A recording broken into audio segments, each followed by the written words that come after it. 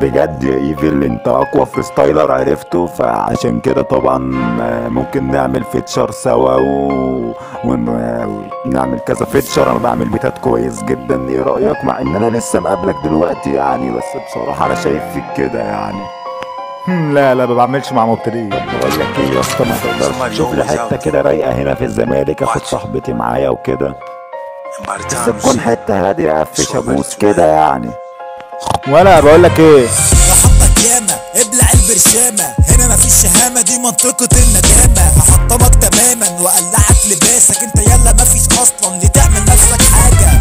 بودي رابه انت من المتين، انت تقوم تودي بيت افضل من البطين. انا سلاح خطير علي بتوجه عليه، بطير من مكاني بنزل فوقك انتريه. بس وضعيه عكسيه بنشاط مش عاديه، طلقتي موديه اليمني اخر مصر جايه. الحق كتكوت زيك مش بنريح، مع اني فيومي بس ريك بنقر مسيح.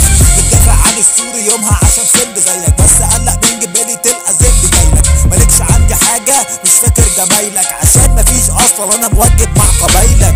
ايام زمالك ايفل نجم سالك، نفسك تطلع معايا جندي يوصل للممالك. قلتلك بلاش تعمل فيها زير سالم، مكسوف عفوخها تسلم طول اليوم في حضني مالك. لحظه يوم هاخد مصاب مظهر اوتو تيود، عشان بتخاف علينا وتزود دي حدود. مع فوخها لزوز مع صاحبتك مملوك، وليس اخرا مع سوري عندك شذوذ. ياض يا عمر انت نفسك مضحكه، الدرس ده معمول في يوم مش محسوب مطلقا. يلا نلعب على حياتك وعلى كل رقم، بس روعتك تنزلي هتشوف مفرمه. في حاجات مش هقولها زي في حوار، عايز تعرف بكره ضمن صاحبتك ده الحوار. مضحك على الحوار لحم زفر على الفطار، يعني عمري ما اكل بس هرمي رجال الصغار.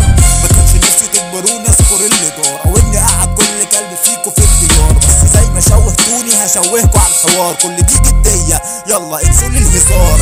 طلع لي فيك فاكت هجيب شهود، عند المأذون نكتب عرفي ونكتوب. على البيت مزنوق عالصيت محبوب، بتشمك فيا وانا محبوس مش كنت اخوك. اخر الكلام بتحداكوا في الارينا جنجي على جنجات. هشوهك يا فلات هقطع فيك حاجات، مش هتعرف تطولني عشان ايفل فوق جبال. والكلام خلص هنا معاكم. يبقى تعالى بقى وهات معاك حبايبك عشان ياكلوا معايا. سلام.